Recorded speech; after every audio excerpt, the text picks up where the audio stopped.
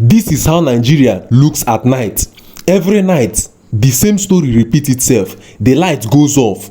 You wait, nothing. You start your generator. You spend money on fuel. You sweat, you shout, and still no light.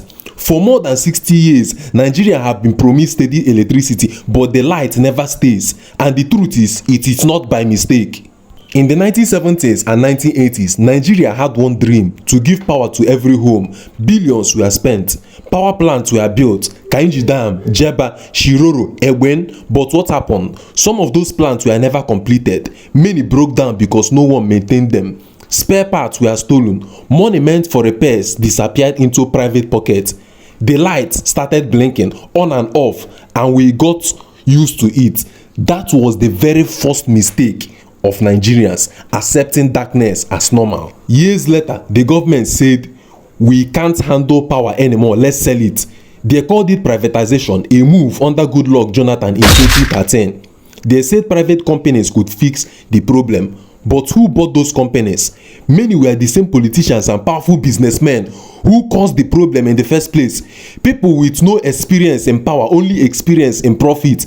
They formed generation companies and distribution companies and one transmission company in Nigeria. But the truth is, they just changed the name, not the system. Today we have 11 distribution companies and 6 generation companies that control Nigerians' light. Yet many of those owners are political insiders and cronies who use these companies as cash machine, not service providers. They increase electricity bill. They sold us 40 prepaid meters. They promise improvement, and still we sit in darkness. Power generation didn't rise, it dropped. Distribution companies blame the government. Government blame gas suppliers blame vandals, and people suffers. Now, because there is no steady light, almost every home and shop uses a generator.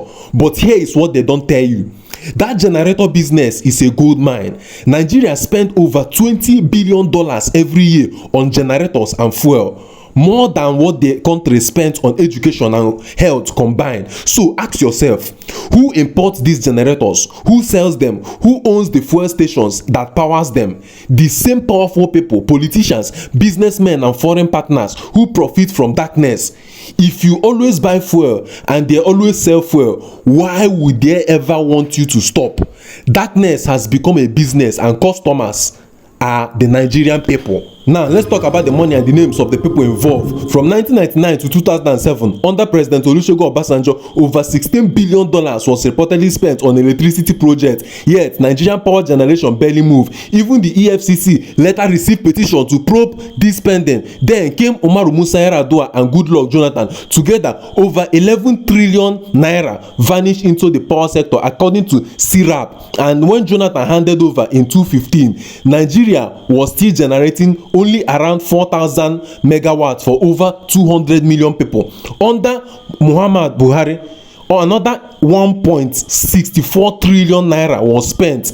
He promised stable power through next level projects and foreign loans, but instead the national grid collapsed over 200 times during his 8 years term. Now, under Bola Ahmed Tinubu, new reform are being announced again, more billions approved again, but Nigeria still sleep in darkness. So altogether, from Obasanjo to Tinubu, over 13 trillion naira, around $30 billion has been spent, and the result still candles, still noise, still darkness. Let's call names because darkness has fingerprints. Power Holding Company of Nigeria, PHCN, once NEPA, unbundled under Obasanjo, billions disappeared during its reform. Nigerian National Integrated Power (NEP), created in 2004 to build gas tribunes. Many projects still incomplete. Bureau of Public Enterprise oversaw privatization that handed power to the connected elites. The distribution company, like the ones in Abuja, Ikeja, Eko, and Port Harcourt, severally owned by politically linked business group. Foreign contractors, including Siemens, General Electric, and various Chinese firms involved in a multi-billion-dollar deal, many of which stalled or inflated. The generator cartel, a network of importers and fuel magnates who profit every time NEPA fails. Ministry of Power from Obasanjo's regime to today, it remains a hub of budget paddling, abandoning projects and invisible results. Together, this network formed Nigeria's power mafia, a circle of politicians, contractors, and businessmen who feed on failure. For decades, foreign institutions like World Bank and IMF have promised to help Nigeria fix power. Billions of loans, countless energy roadmaps, but many projects were abandoned halfway or overpriced beyond reason. Why? Because a country that stays weak and dependent remains easy to control. When you can't produce your own power, you can't grow industry. When you can't grow industry, you stay poor. And that's how modern control works.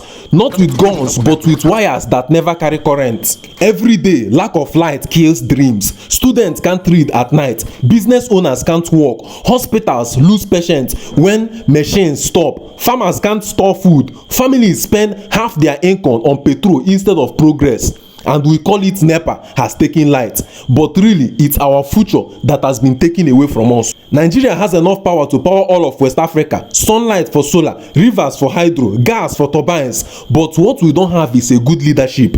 Until we have good leaders who want light, not contract, progress, not profit, this darkness will continue.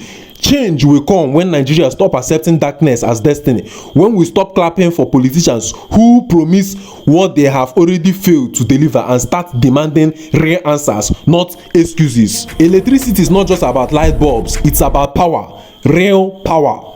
Because when people have light, they have knowledge. When they have knowledge, they can see. And when they can see, the lies stop working.